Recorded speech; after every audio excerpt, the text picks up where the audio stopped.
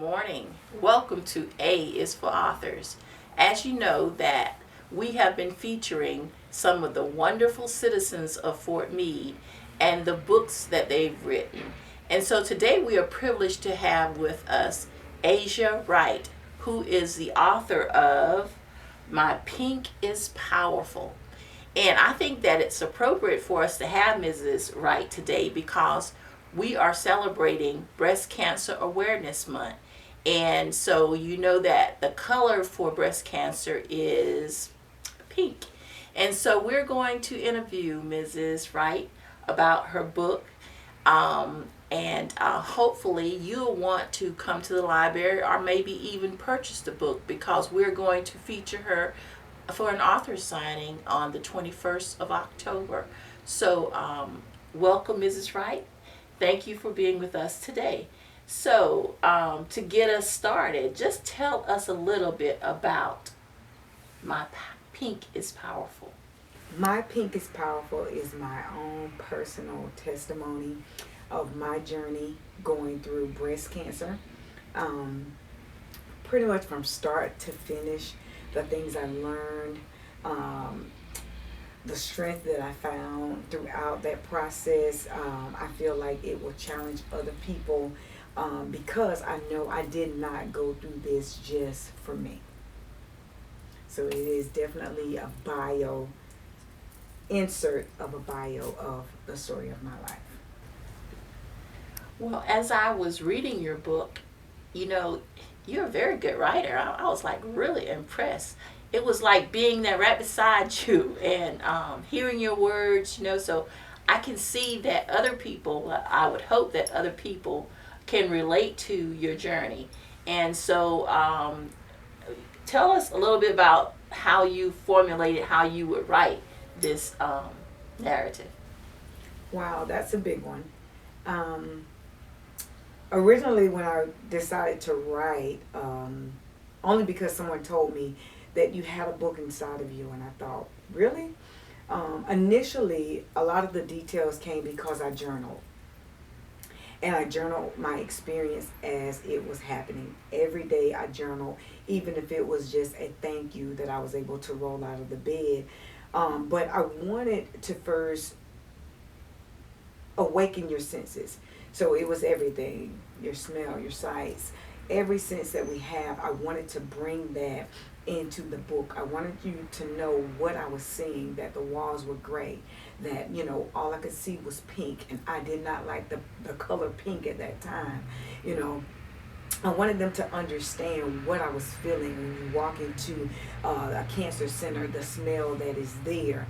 So I wanted everybody to be able to experience what I was experiencing. And even when I went back to write the book, you know, in my mind, it was coming so fresh that I thought, did I really smell that? Did I really see that? And some places I even went back to assure that what was in my head or my heart was really there. So I just had a writing style of, I wanted truth.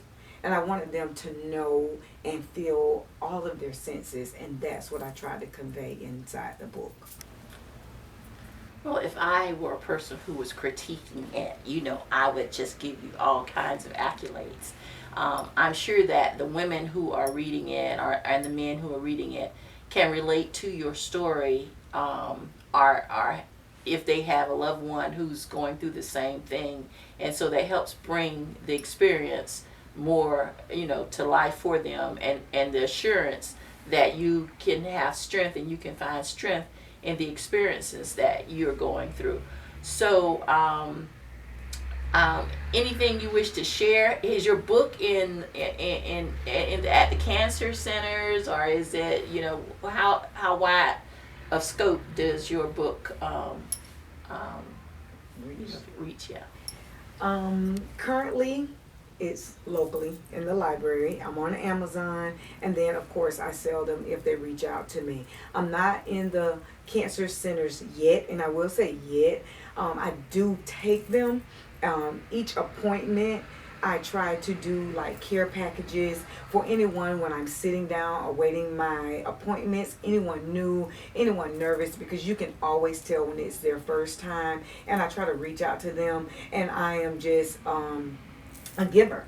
And so I have these power boxes that I give to newly diagnosed breast cancer patients because they don't really know what they need. And so I do include my book in that just to help them with the process, because sometimes if we know what someone went through, because I did not shade the process at all.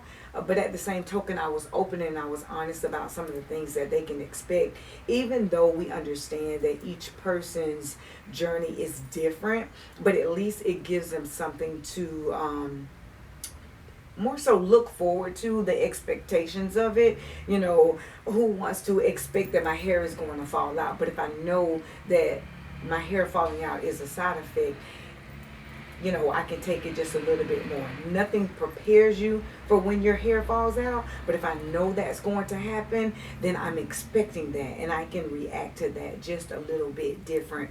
So my book is there, you know, wherever I am, anybody I'm out there, because I definitely consider this a ministry, and I talk to them and I meet someone freshly diagnosed. I am quick to, I give them this book, and I let them know that this book is available on Amazon, but I do give my book, and I'm hoping that it's worldwide by now. And I have actually mailed them out as far as, Georgia, Maryland, New York. My books have already hit these places, and so I do get a lot of calls and stuff about that thus far. So soon we'll be worldwide. Mark that and believe that I said it. Well, I personally believe that everything happens for a reason, and that if it's your calling to expound the word through your written word, or to minister to others through your words, I think that that's what was meant to be. So, we never wish to have any type of suffering, but if you don't go through something, like I tell my kids, if you don't know sadness, you don't know joy. So, you have to experience things in life to in order to know what those things are. And so, during this Breast Cancer Awareness Month, we want to try to encourage others, because everyone wants to be encouraged.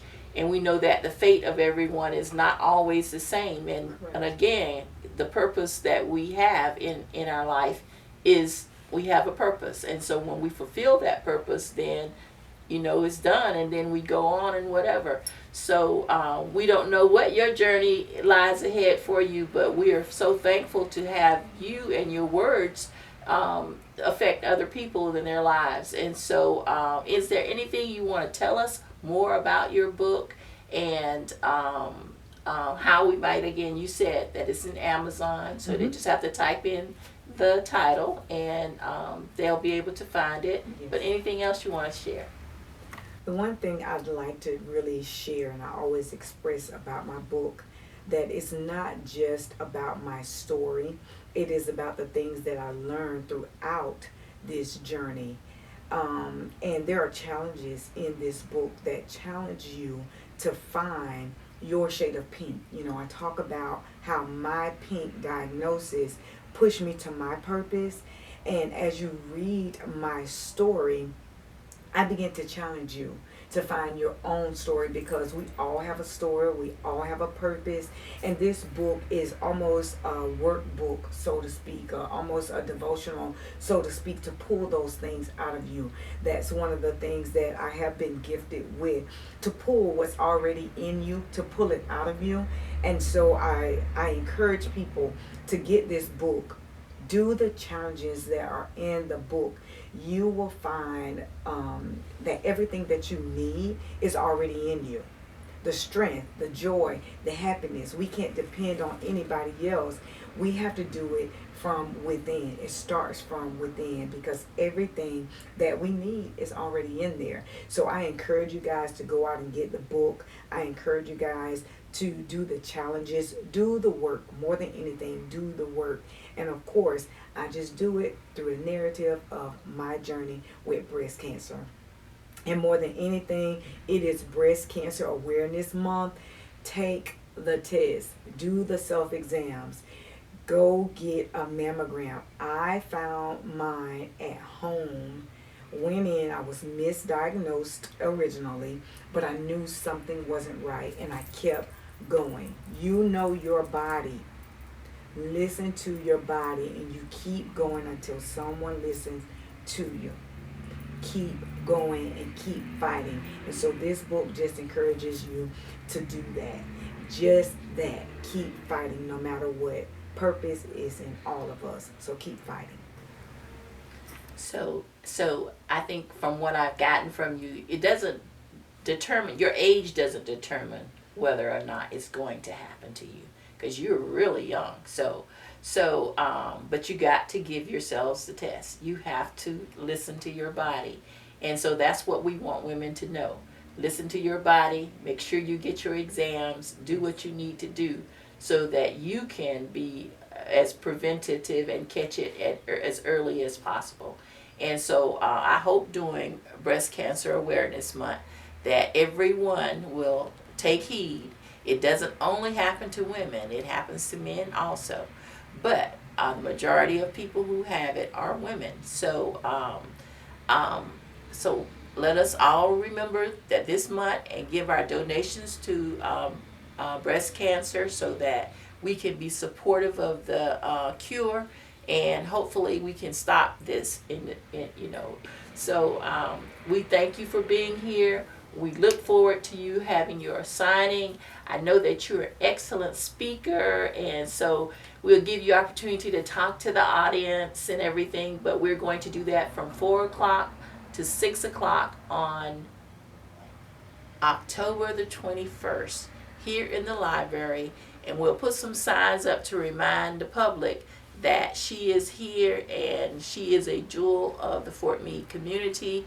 Her mission is service, and so I know that many of you have benefited from her expertise, and so come and hear her talk and tell about her book.